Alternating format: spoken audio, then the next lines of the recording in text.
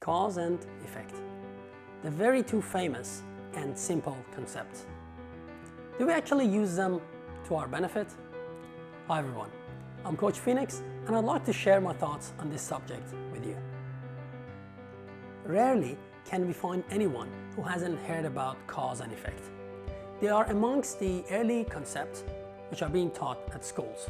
As such, not only most of us have heard the words, but also we have a good understanding of their function. Through years, cause and effect have become common sense and we have become skilled in identifying them in most incidents around us. For the sake of argument though, let's quickly define them before going any further. Science seeks to explain and understand the natural world. Things happen for a reason. There is a cause for every effect. In science, the cause explains why something happens, whereas the effect is the description of what happened. We live in a world of contradictions, so not every common sense is necessarily common practice. When it comes to utilizing the concept of cause and effect to address our own life challenges, surprise, surprise, that in many occasions we try tweaking the effects, hoping to change the circumstances. Shall we check some examples to see if this is actually the case? Okay. I get a headache. What do? Yes, I wait for some time, but let's say the pain keeps increasing. Correct? I might stop work, take some rest, but let's assume the pain doesn't go away. Well, at this stage, I'll probably reach for the cabinet, take a painkiller, wait for some time, and the pain goes away. Okay, what do I do next? Wait, do I actually do anything? Or I simply resume life as usual? Life as usual it is. Looks like I'm out of the woods, or at least for now. And who cares where in the first place the headache came from, right? Only the next time it comes, I become agitated, repeat the same process, and I'm good to go. So, did I find the root cause of the pain? No. The painkiller must have magically found out the root cause of the pain and treated it then, right? Wrong. As I'm sure we all know, the function of a painkiller is to work with our body cells, the nerve endings, the nervous system, and finally our brains to keep us from feeling the pain. The root cause hasn't been found, it certainly hasn't been treated, and the pain hasn't actually gone away. We've just been numbed. What's the big deal? I took a painkiller, didn't feel the pain, and after a while, there was no pain. Hunky-dory. Problem is, this is just one example out of many others where we misuse the function of cause and effect. One of the other very interesting and famous examples of cause and effect correlation is in anger, which also happens to be more aligned with the coaching topics of my interest.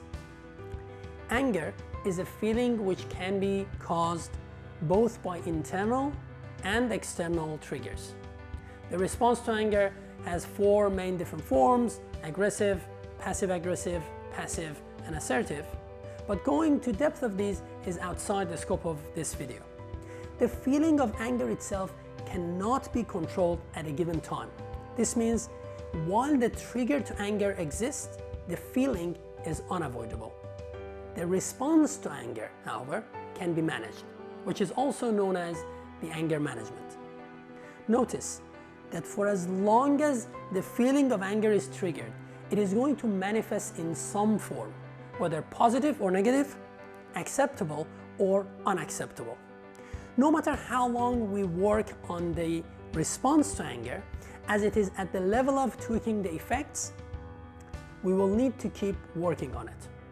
So the logical deduction here is, although we may be able to work on the effect, it is not going to result in permanent solutions, as the underlying cause or the underlying root cause persists.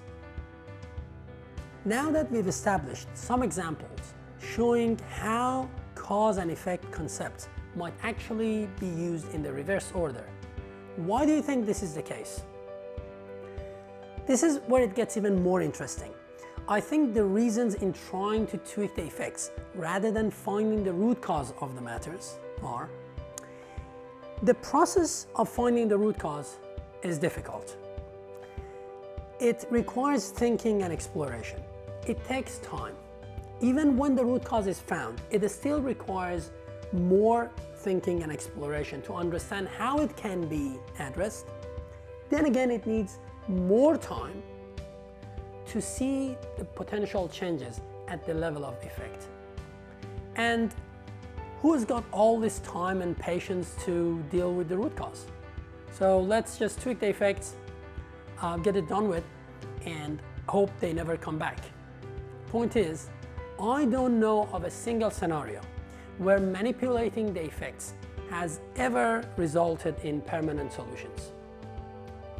So in the longer run, we might actually have to spend more time and energy than we initially thought it would take dealing with the effects, only for them to return, if not worsen. I'm sure we can all find different examples where, most often unintentionally, we keep tweaking the effects in order to save time and reach quick solutions. What are some of the instances you can think of where you might have used the concept of cause and effect in reverse order? Leave a comment or two below. Otherwise, send me a direct message with your thoughts about this. But either way, don't forget to take very good care of yourself.